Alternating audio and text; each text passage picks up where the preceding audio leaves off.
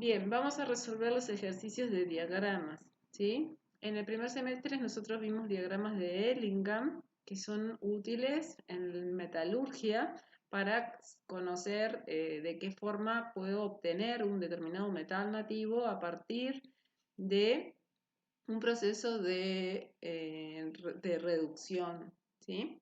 Bien, en el segundo semestre dimos mayor énfasis a procesos redox, como son los diagramas de Latimer, los diagramas de Frost y los diagramas de Purvé. Los diagramas de Latimer me muestran en una línea, ¿sí? Para un determinado pH, solo para un pH, cuáles son los potenciales de reducción que van acompañando a las distintas transformaciones. Pero por eso es que hay que tener en cuenta que el diagrama de Latimer me va a servir para un pH, por ejemplo, pH 0, ¿sí? O pH 14. ¿Ah? Bien. Si yo quiero cambiar esos potenciales para un determinado pH, los voy a poder cambiar siempre y cuando aplique la ecuación de Nernst para aquellas especies que dependen de la concentración de hidrógeno o de la concentración de hidróxido. ¿Por qué? Porque si yo tengo, por ejemplo, la conversión de hierro 2 a hierro 0, esa conversión es hierro 2 más 2 electrones para dar hierro 0. Esa conversión no depende del pH y su pH va a seguir siendo igual. ¿Está? Bien. Que sea estable a un determinado pH o no, eso es otra cosa, porque lo que me dice el diagrama de Latimer es para un determinado pH. Por eso es que yo tengo que remitirme a otros diagramas para saber si esas especies existen a otros pH. El diagrama de Frost se construye a partir de considerar que el potencial, que el cero, ¿sí? En el eje vertical el cero corresponde al estado de oxidación cero y se construye a partir de allí poniendo los potenciales de reducción que acompañan a cada una de las especies que tiene un determinado, de las especies conocidas para un determinado elemento, se multiplica el número de electrones intercambiados por el potencial de reducción y ahí se ubica, ¿sí? La especie que se quiere representar. A partir del diagrama de Latimer es bastante sencillo construir un diagrama de Frost. También a partir del diagrama de Latimer se puede calcular un determinado potencial que no aparezca en el diagrama de Latimer usando el tema de que delta G, o sea, la energía libre de Gibbs, es una función de estado. Y yo, por lo tanto, puedo plantear un ciclo. ¿Ah? El voltaje no es función de estado, pero delta G sí es función de estado. Y haciendo menos n por F por delta E, por el potencial de reducción, yo puedo entonces calcular, ¿sí?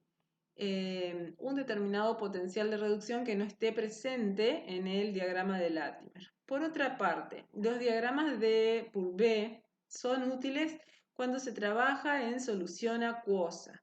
Y van a ver que en los diagramas de Purvé, ¿sí? Ustedes tienen, porque no sé si esto ha quedado bien, bien claro, ustedes tienen las líneas que aparecen como, a ver, tenemos uno acá, las líneas que aparecen para, eh, para señalar la estabilidad en solución acuosa. Entonces, bien, acá les traje las ecuaciones que pueden darse en cuanto a que una especie deje de ser estable en solución acuosa. Los diagramas de Purvé, entonces ustedes tienen acá el potencial y acá tienen el pH. Y van a encontrarse con dos líneas que hacen más o menos. Estas líneas corresponden a aplicar la ecuación de Nernst, ¿sí? Todas las líneas que sean oblicuas en el diagrama de Purvé. En este caso, estas dos líneas, lo que marca acá es la estabilidad en solución acuosa. O sea que las especies que están acá adentro son estables en solución acuosa. Por encima de ellas, por encima de estas especies serían capaces de oxidar al agua y por debajo serían capaces de reducir al agua. Cuando hablamos de oxidar y reducir al agua, tenemos que pensar que acá estamos a pH 0 y acá estamos a pH 14. ¿Ah? Entonces, a pH 0 yo ya sé, ¿sí?, que este valor acá es de 0, ¿sí? Y este valor de acá es de 1,23. ¿Ah? Bien, les voy a dar entonces cuáles serían las reacciones que podrían hacer que una determinada especie no fuera estable, ¿sí?, según el diagrama de Purvé. Bien, por ejemplo, las reacciones en medio ácido. Recordemos que hablando en un diagrama de Purvé nos vamos a medio ácido pH 0, ¿no? A pH 0 nos encontramos con que puede darse, si estamos por encima,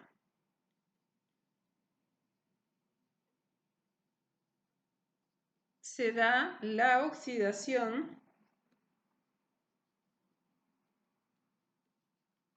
del agua, ¿sí? Y la ecuación entonces es la ecuación que transforma agua en oxígeno y tiene un voltaje de menos 1,23. ¿Sí? ¿Por qué acá es menos 1,23 y acá es 1,23? Porque acá está planteada como la reducción, ¿sí? Pero en realidad lo que va a ocurrir es la oxidación. Yo tengo que invertir la ecuación. Fíjense que acá el oxígeno está con estado de oxidación menos 2 y acá está con estado de oxidación 0. Voy a poner un 2 acá adelante y como estoy en medio ácido, la igualación lo puedo hacer por el método del ion-electrón.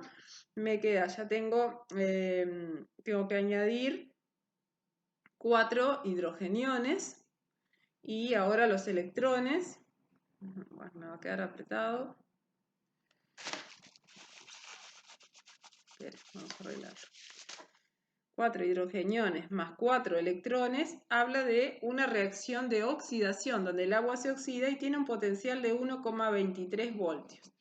Por lo tanto, si hay una especie que está por acá, ¿sí?, que está encima, esta especie quiere decir que tiene un potencial de reducción, por ejemplo, de 1,4 o de 1,7, ¿sí? Bueno, entonces, en teoría, va a oxidar el agua porque esto va a dar como resultado una reacción redox donde la especie se reduce, el agua se oxida, ¿sí?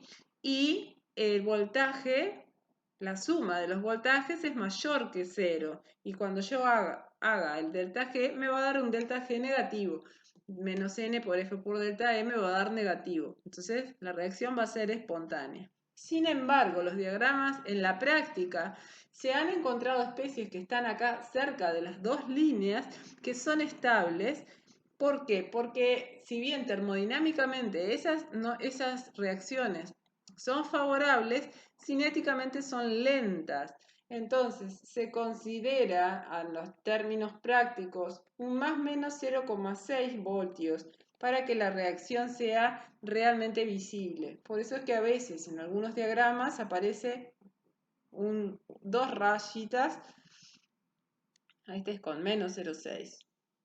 ¿Sí?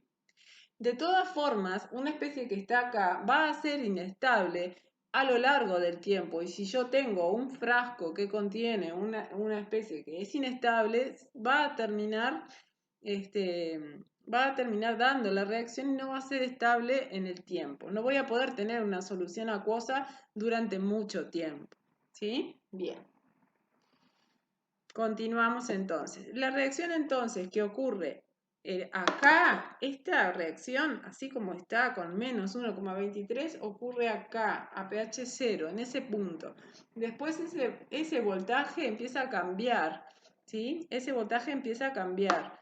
¿Por qué? Porque yo acá tengo concentración de hidrógeno y ya las condiciones no serían las estándares. Por lo tanto, tengo que aplicar la ecuación de NER para poder corregir el voltaje. Bien. Continuamos.